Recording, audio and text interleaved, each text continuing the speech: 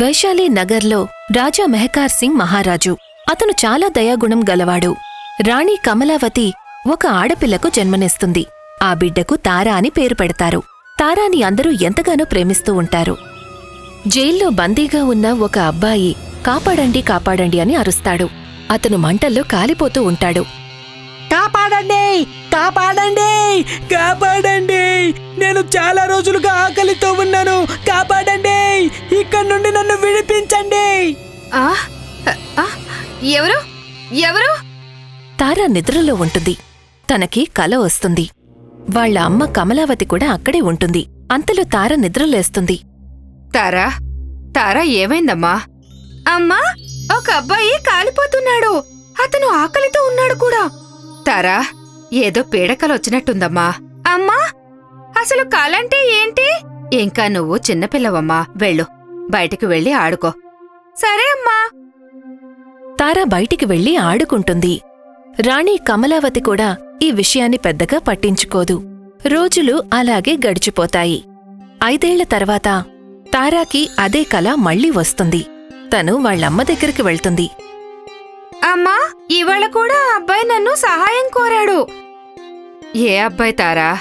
అమ్మా, నాకు అదే కల మళ్ళీ ఇవాళ కూడా వచ్చింది. భగవంతుడా, తారాకు నిజం తెలియకుండా ఉంటే చాలు. ఏమైందమ్మా? నువ్వేం ఆలోచిస్తున్నావు? ఏమీ లేదమ్మా. ఇంతకీ కలలంటే ఏంటో తెలుసా నీకు? నిద్రలో వస్తాయి కదా. అవి ఎప్పుడూ నిజం కావమ్మా. పడుకున్న తర్వాత బుర్రలో ఏవేవో ఆలోచనలు వస్తూ ఉంటాయి. అందుకే కలలొస్తాయి. వాటి మీద ఎక్కువగా దృష్టి పెట్టకు. రాణి ఈసారి కూడా తారా మాటను కొట్టిపడేస్తుంది. తారా చిన్నపిల్ల, అందుకే తను కూడా పట్టించుకోదు. 5 ఏళ్ల తర్వాత తారాకి ఇప్పుడు 15 ఏళ్లు నిండాయి. కాని తనకి మాత్రం ఆ కల మళ్ళీ మళ్ళీ వస్తూనే ఉంది. తనకి ఆ కల ప్రతిరోజూ వస్తుంది. కాని ఈసారి తారా ఆ కల గురించి ఎవరికీ చెప్పదు. తనకి కలలో కనిపించిన దారిని, ఆ చోటుని వెతుకుతూ తను వేషం మార్చుకుని బయలుదేరుతుంది. అసలేంటిది? ఇదే కల నాకు మాటిమాటికి ఎందుకొస్తోంది? అదే ఇన్నేళ్ల నుండి. అమ్మ ప్రతిసారీ నా మాట కొట్టిపడేస్తుంది. ఇప్పుడు నేనే స్వయంగా ఈ కల వెనకాల దాగున్న నిజాన్ని తెలుసుకుంటాను. అసలు ఈ రహస్యం ఏంటి అని, నా దగ్గర ఏం దాస్తున్నారో తెలుసుకుంటాను. అప్పుడే కొంతమంది సైనికులు తారాని వెతుకుతూ అక్కడికి వస్తారు. కాని తారా అప్పటికే రూపాన్ని మార్చుకుని ఉంటుంది. ఇదిగో అమ్మాయి, నువ్విక్కడ రాజకుమారిని చూసావా? రాజకుమారంటే తనేమైనా అప్సరసా? తనెవరో పిచ్చిదాన్లా ఉంది. పదెక్కడి నుంచి. సైనికులు తన కోసం వెతుక్కుంటూ వెళ్లిపోతారు. తారా ఒక చెట్టు కింద కూర్చుంటుంది. ఇప్పుడు నేను ఇక్కడి నుండి ఎక్కడికి వెళ్ళాలి? ముందుకు వెళ్లే దారి నాకు అస్సలు తెలియడం లేదు. అన్ని దిశల్లోనూ దారులు వెళ్తున్నాయి. కాసేపు నేను ఇక్కడే పడుకుంటాను. తారా అక్కడే చెట్టు కింద నిద్రపోతుంది. అలాగే తనకి ఒక కల కూడా వస్తుంది. వెంటనే తారా కంగారుగా లేస్తుంది. అంటే ఈ చెట్టు కిందే దారుందన్నమాట. తారా వెంటనే ఆ చెట్టు దగ్గర తవ్వడం మొదలు పెడుతుంది. తనకి అక్కడ ఒక బాక్స్ కనిపిస్తుంది. తను ఆ బాక్స్ని తెరిచి చూసేసరికి అందులో ఒక మ్యాప్ ఉంటుంది. అది ఆ చెట్టు కింద ఉన్న ఒక సొరంగంలోకి వెళ్తుంది.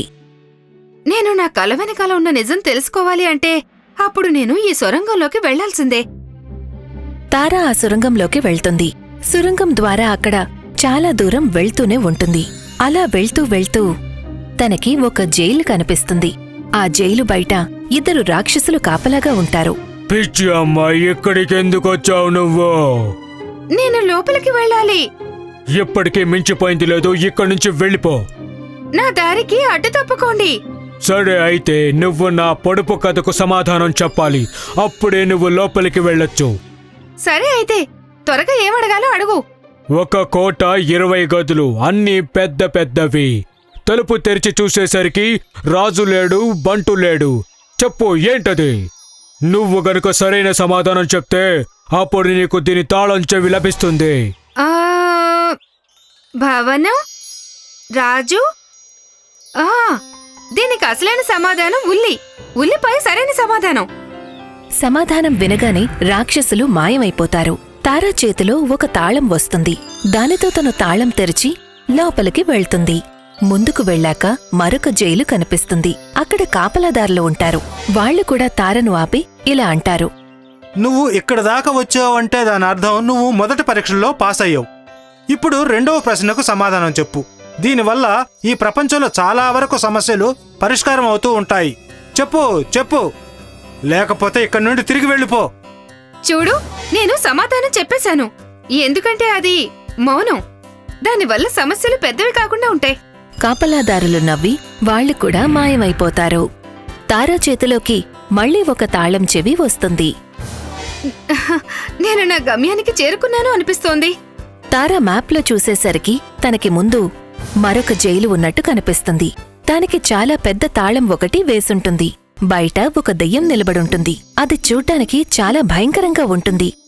ఇదిగో అమ్మాయి, ఇక్కడి నుండి తిరిగి వెళ్ళిపో, లేదంటే నా ప్రశ్నకు సమాధానం చెప్పు. నేను నా లక్ష్యాన్ని చేరుకోకుండా ఇక్కడి నుండి తిరిగి వెళ్లే ప్రసక్తే లేదు. చెప్పు, ఏంటి నీ ప్రశ్న? సూర్యుడు పృథ్వీ మీద. సూర్యుడు పృథ్వీ మీద అన్ని ప్రదేశాల్ని చూడగలడు. మరి అటువంటిది ఏముంది? చీకటి. సూర్యుడు ఇంతవరకు చీకటిని చూడలేదు. ఆ దెయ్యం 3 తాళం చెవిని తనకిచ్చి మాయమైపోతుంది. తారా ఆ తాళం తీసుకుని వెళ్తుంది. తారా మ్యాప్ని చూస్తుంది. మ్యాప్లో ఇంకా 2 తాళం చెవులు మిగిలున్నాయి. కాని తను ఓటమిని అంగీకరించలేదు. ముందుకు వెళ్తూనే ఉంటుంది. ముందు కూడా అటువంటి జైలే ఉంటుంది. దానికి కూడా తాళం ఉంటుంది. తారా అక్కడ కూడా సరైన సమాధానం చెప్తుంది. ఇక తను తన లక్ష్యానికి చేరుకుంటుంది. అక్కడ 2 సైనికులు ఉంటారు. ఇది నీ ఆఖరి మెట్టు, కానీ ఇక్కడ ప్రశ్నలతో గెలవడం కుదరదు. ఇక్కడ నువ్వు మాతో యుద్ధం చేయాల్సి ఉంటుంది. ఇదిగో ఖడ్గం. సరే, నేను యుద్ధం చేయడానికి సిద్ధంగా ఉన్నాను. తారా చేతిలో కత్తి పడుతుంది. ఆ సైనికులతో యుద్ధం చేయడం మొదలుపెడుతుంది. కాసేపటికి సైనికులు ఓడిపోతారు. వెంటనే తారా చేతిలోకి ఆఖరి తాళం చెవి వస్తుంది. తను ఆ తాళాన్ని తెరుస్తుంది. కాని తను లోపల చూసి ఆశ్చర్యపోతుంది. ఎందుకంటే ఎదురుగా కలలో కనిపించిన అబ్బాయి ఉంటాడు. అది చూసి తనకి మతిపోయినంత పనవుతుంది. తన కళ్లను తనే నమ్మలేకపోతుంది. వైశాలి నగర్లో రాజా మెహకార్ సింగ్ మహారాజు. అతను చాలా దయాగుణం గలవాడు. రాణి కమలావతి ఒక ఆడపిల్లకు జన్మనిస్తుంది. ఆ బిడ్డకు తారా అని పేరు పెడతారు. తారాని అందరూ ఎంతగానో ప్రేమిస్తూ ఉంటారు. జైల్లో బందీగా ఉన్న ఒక అబ్బాయి కాపాడండి కాపాడండి అని అరుస్తాడు. అతను మంటల్లో కాలిపోతూ ఉంటాడు. కాపాడండి, కాపాడండి, కాపాడండి! నేను చాలా రోజులుగా ఆకలితో ఉన్నాను. కాపాడండి! ఇక్కడి నుండి నన్ను విడిపించండి. ఎవరు ఎవరు? తారా నిద్రలో ఉంటుంది. తనకి కల వస్తుంది. వాళ్ళ అమ్మ కమలావతి కూడా అక్కడే ఉంటుంది. అంతలో తార నిద్రలేస్తుంది. తారా, తారా ఏమైందమ్మా? అమ్మా, ఒక అబ్బాయి కాలిపోతున్నాడు. అతను ఆకలితో ఉన్నాడు కూడా. తారా, ఏదో పీడకలొచ్చినట్టుందమ్మా. అమ్మా, అసలు కాలంటే ఏంటి? ఇంకా నువ్వు చిన్నపిల్లవమ్మా. వెళ్ళు, బయటికి వెళ్ళి ఆడుకో. సరే అమ్మా. తారా బయటికి వెళ్లి ఆడుకుంటుంది. రాణి కమలావతి కూడా ఈ విషయాన్ని పెద్దగా పట్టించుకోదు. రోజులు అలాగే గడిచిపోతాయి. 5 ఏళ్ల తర్వాత తారాకి అదే కల మళ్ళీ వస్తుంది. తను వాళ్ళమ్మ దగ్గరికి వెళ్తుంది. అమ్మా, ఇవాళ కూడా ఆ అబ్బాయి నన్ను సహాయం కోరాడు. ఏ అబ్బాయి తారా? అమ్మా, నాకు అదే కల మళ్ళీ ఇవాళ కూడా వచ్చింది. భగవంతుడా, తారాకు నిజం తెలియకుండా ఉంటే చాలు. ఏమైందమ్మా? నువ్వేం ఆలోచిస్తున్నావు? ఏమీ లేదమ్మా. ఇంతకీ కలలంటే ఏంటో తెలుసా నీకు? నిద్రలో వస్తాయి కదా. అవి ఎప్పుడూ నిజం కావమ్మా. పడుకున్న తర్వాత బుర్రలో ఏవేవో ఆలోచనలు వస్తూ ఉంటాయి. అందుకే కలలొస్తాయి. వాటి మీద ఎక్కువగా దృష్టి పెట్టకు. రాణి ఈసారి కూడా తారా మాటను కొట్టిపడేస్తుంది. తారా చిన్నపిల్ల, అందుకే తను కూడా పట్టించుకోదు. 5 ఏళ్ల తర్వాత తారాకి ఇప్పుడు 15 ఏళ్లు నిండాయి. కాని తనకి మాత్రం ఆ కల మళ్ళీ మళ్ళీ వస్తూనే ఉంది. తనకి ఆ కల ప్రతిరోజూ వస్తుంది. కాని ఈసారి తార ఆ కల గురించి ఎవరికీ చెప్పదు. తనకి కలలో కనిపించిన దారిని, ఆ చోటుని వెతుకుతూ తను వేషం మార్చుకుని బయలుదేరుతుంది. అసలేంటిది? ఇదే కల నాకు మాటిమాటికి ఎందుకొస్తోంది? అదే ఇన్నేళ్ల నుండి. అమ్మ ప్రతిసారి నా మాట కొట్టిపడేస్తుంది. ఇప్పుడు నేనే స్వయంగా ఈ కల వెనకాల దాగున్న నిజాన్ని తెలుసుకుంటాను. అసలు ఈ రహస్యం ఏంటి అని, నా దగ్గర ఏం దాస్తున్నారో తెలుసుకుంటాను. అప్పుడే కొంతమంది సైనికులు తారాని వెతుకుతూ అక్కడికి వస్తారు. కాని తారా అప్పటికే రూపాన్ని మార్చుకుని ఉంటుంది. ఇదిగో అమ్మాయి, నువ్విక్కడ రాజకుమారిని చూసావా? రాజకుమార్ అంటే తనేమైనా అప్సరసా? తనెవరో పిచ్చి దానిలా ఉంది, పదెక్కడి నుంచి. సైనికులు తన కోసం వెతుక్కుంటూ వెళ్ళిపోతారు. తారా ఒక చెట్టు కింద కూర్చుంటుంది. ఇప్పుడు నేను ఇక్కడి నుండి ఎక్కడికి వెళ్ళాలి? ముందుకు వెళ్లే దారి నాకు అస్సలు తెలియడం లేదు. అన్ని దిశల్లోనూ దారులు వెళ్తున్నాయి. కాసేపు నేను ఇక్కడే పడుకుంటాను. తారా అక్కడే చెట్టు కింద నిద్రపోతుంది. అలాగే తనకి ఒక కల కూడా వస్తుంది. వెంటనే తారా కంగారుగా లేస్తుంది. అంటే ఈ చెట్టు కిందే దారుందన్నమాట. తారా వెంటనే ఆ చెట్టు దగ్గర తవ్వడం మొదలుపెడుతుంది. తనకి అక్కడ ఒక బాక్స్ కనిపిస్తుంది. తను ఆ బాక్స్ని తెరిచి చూసేసరికి అందులో ఒక మ్యాప్ ఉంటుంది. అది ఆ చెట్టు కింద ఉన్న ఒక సురంగంలోకి వెళ్తుంది. నేను నా కల వెనకాల ఉన్న నిజం తెలుసుకోవాలి అంటే అప్పుడు నేను ఈ సొరంగంలోకి వెళ్లాల్సిందే. తారా ఆ సురంగంలోకి వెళ్తుంది. సురంగం ద్వారా అక్కడ చాలా దూరం వెళ్తూనే ఉంటుంది. అలా వెళ్తూ వెళ్తూ తనకి ఒక జైలు కనిపిస్తుంది. ఆ జైలు బయట 2 రాక్షసులు కాపలాగా ఉంటారు. పిచ్చి అమ్మాయి, ఇక్కడికెందుకొచ్చావు నువ్వు? నేను లోపలికి వెళ్ళాలి. ఇప్పటికీ మించిపోయింది లేదు, ఇక్కడి నుంచి వెళ్ళిపో. నా దారికి అడ్డు తప్పుకోండి. సరే, అయితే నువ్వు నా పొడుపు కథకు సమాధానం చెప్పాలి. అప్పుడే నువ్వు లోపలికి వెళ్ళొచ్చు. సరే అయితే త్వరగా ఏమడగాలో అడుగు. ఒక కోట, 20 గదులు, అన్నీ పెద్ద పెద్దవి. తలుపు తెరిచి చూసేసరికి రాజు లేడు, బంటు లేడు. చెప్పు, ఏంటది? నువ్వు గనుక సరైన సమాధానం చెప్తే అప్పుడు నీకు దీని తాళం చెవి లభిస్తుంది. ఆ భవనం, రాజు. ఆ దీనికి అసలైన సమాధానం ఉల్లిపై సరైన సమాధానం. సమాధానం వినగానే రాక్షసులు మాయమైపోతారు. తారా చేతిలో ఒక తాళం వస్తుంది. దానితో తను తాళం తెరిచి లోపలికి వెళ్తుంది. ముందుకు వెళ్ళాక మరొక జైలు కనిపిస్తుంది. అక్కడ కాపలాదారులు ఉంటారు. వాళ్లు కూడా తారను ఆపి ఇలా అంటారు. నువ్వు ఇక్కడ దాకా వచ్చావంటే దాని అర్థం నువ్వు మొదటి పరీక్షలో పాస్ అయ్యావు. ఇప్పుడు 2వ ప్రశ్నకు సమాధానం చెప్పు. దీనివల్ల ఈ ప్రపంచంలో చాలా వరకు సమస్యలు పరిష్కారం అవుతూ ఉంటాయి.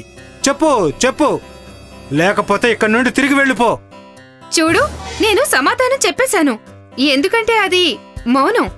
దానివల్ల సమస్యలు పెద్దవి కాకుండా ఉంటాయి. కాపలాదారులు నవ్వి వాళ్లు కూడా మాయమైపోతారు. తారా చేతిలోకి మళ్లీ ఒక తాళం చెవి వస్తుంది. నేను నా గమ్యానికి చేరుకున్నాను అనిపిస్తోంది. తారా మ్యాప్లో చూసేసరికి తనకి ముందు మరొక జైలు ఉన్నట్టు కనిపిస్తుంది. దానికి చాలా పెద్ద తాళం ఒకటి వేసుంటుంది. బయట ఒక దెయ్యం నిలబడుంటుంది. అది చూడ్డానికి చాలా భయంకరంగా ఉంటుంది. ఇదిగో అమ్మాయి, ఇక్కడి నుండి తిరిగి వెళ్ళిపో, లేదంటే నా ప్రశ్నకు సమాధానం చెప్పు.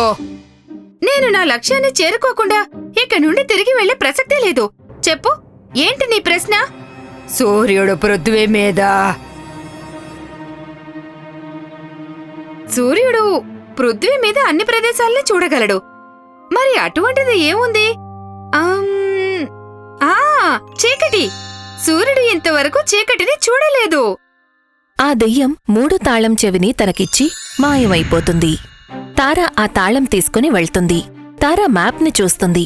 మ్యాప్లో ఇంకా 2 తాళం చెవులు మిగిలున్నాయి. కాని తను ఓటమిని అంగీకరించలేదు. ముందుకు వెళ్తూనే ఉంటుంది. ముందు కూడా అటువంటి జైలే ఉంటుంది. దానికి కూడా తాళం ఉంటుంది. తారా అక్కడ కూడా సరైన సమాధానం చెప్తుంది. ఇక తను తన లక్ష్యానికి చేరుకుంటుంది. అక్కడ 2 సైనికులు ఉంటారు.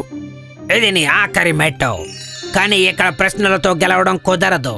ఇక్కడ నువ్వు మాతో యుద్ధం చేయాల్సి ఉంటుంది. ఇదిగో ఖడ్గం. సరే, నేను యుద్ధం చేయడానికి సిద్ధంగా ఉన్నాను. తారా చేతిలో కత్తి పడుతుంది. ఆ సైనికులతో యుద్ధం చేయడం మొదలుపెడుతుంది. కాసేపటికి సైనికులు ఓడిపోతారు. వెంటనే తారా చేతిలోకి ఆఖరి తాళం చెవి వస్తుంది. తను ఆ తాళాన్ని తెరుస్తుంది. కాని తను లోపల చూసి ఆశ్చర్యపోతుంది. ఎందుకంటే ఎదురుగా కలలో కనిపించిన అబ్బాయి ఉంటాడు. అది చూసి తనకి మతిపోయినంత పనవుతుంది. తన కళ్లను తనే నమ్మలేకపోతుంది.